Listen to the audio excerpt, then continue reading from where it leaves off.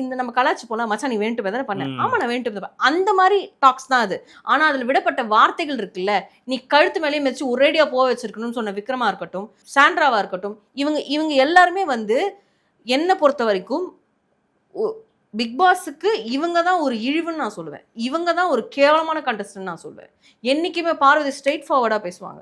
பின்னால சில கேமை பத்தி பேசியிருக்காங்க, சில பேரை பத்தி பேசியிருக்காங்க. அவங்களுக்கு தப்பா இருந்த விஷயத்த வந்து திவாகர் கூட வந்து ஷேர் பண்ணியிருக்காங்க. திவாகர் போனதுக்கு அப்புறமா மேக்ஸிமம் ஸ்ட்ரெயிட் ஃபார்வர்டா அடிச்சிருக்காங்க. நான் அதை பார்த்துருக்கேன். ஆனா யார் அந்த மாதிரி ஸ்ட்ரெயிட் ஃபார்வர்டா அடிச்சிருக்கீங்க? யார் அந்த மாதிரி ஸ்ட்ரெயிட் ஃபார்வர்டா பேசியிருக்கீங்க?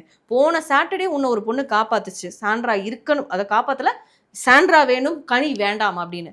அது எப்படி நீ ஃப்ரைடேக்குள்ள டோட்டலா சேஞ்ச் பண்ணுவ? அப்ப இது ஒரு கேம் மூவா தான் நான் பாக்குறேன். சாண்ட்ராக்கு மெடிக்கல் இஷ்யூ இருந்திருக்கலாம் அன்னைக்கு. அது உண்மையா போயான்றது டீமுக்கு மட்டும் தான் தெரியும், நம்மளுக்கு தெரியாது. மேபி பேனிக் அட்டாக் வந்திருக்கலாம், அது உண்மையா கூட இருந்திருக்கலாம். ஆனா அதுக்கப்புறமா நடந்த சில விஷயங்கள் பார்க்கும்போது அது எனக்கு ஃபேக்கா தான் தெரியுது. ஏன்னா